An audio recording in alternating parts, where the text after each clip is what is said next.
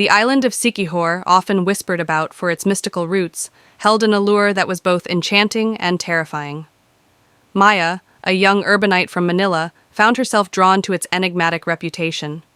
Seeking solace and inspiration for her next novel, she decided to spend a month in a secluded cabin nestled deep within the island's lush forest. From the moment she set foot on Siquijor, the air seemed thick with an otherworldly presence. Locals warned her about the island's folklore, tales of spirits and witches, but Maya dismissed them as mere superstitions. She was here for peace and quiet, not ghost stories. The cabin was perfect, rustic yet comfortable, with a veranda that offered a panoramic view of the dense forest. But as night fell, the tranquility turned eerie. The forest seemed to come alive with whispers carried by the wind, and shadows danced menacingly in the moonlight. One night, as Maya sat on the veranda, she heard a faint, melodic singing drifting through the trees. It was beautiful, yet haunting.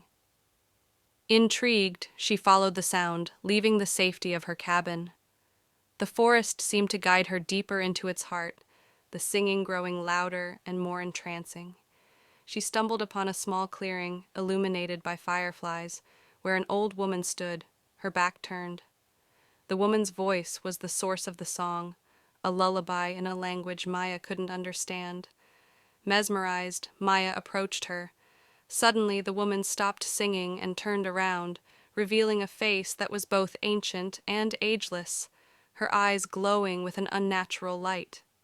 "You should not have come here," the woman whispered, her voice now a harsh rasp. "This place is not for the living." Terrified, Maya tried to run, but the forest seemed to close in around her. The trees twisted and turned, disorienting her. She could hear footsteps behind her, soft but deliberate. When she glanced back, she saw figures, shadowy, faceless beings that seemed to float above the ground.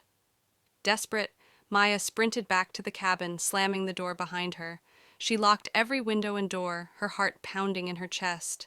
The whispers and footsteps grew louder, now coming from just outside the cabin. She could see shadows moving past the windows, and the temperature inside dropped drastically.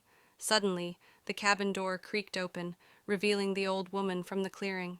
She stepped inside, her presence commanding and terrifying. Maya backed away, stumbling over her own feet. The woman raised a bony finger and pointed at Maya, her eyes glowing brighter. "Leave this island before it claims you," she said, her voice echoing as if spoken by many. "You have been warned." As quickly as she appeared, the woman vanished, and the cabin was plunged into silence.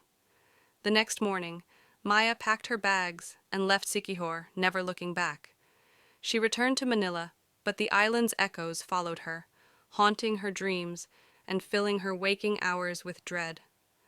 Maya's novel became a bestseller, but she never wrote about Siquijor.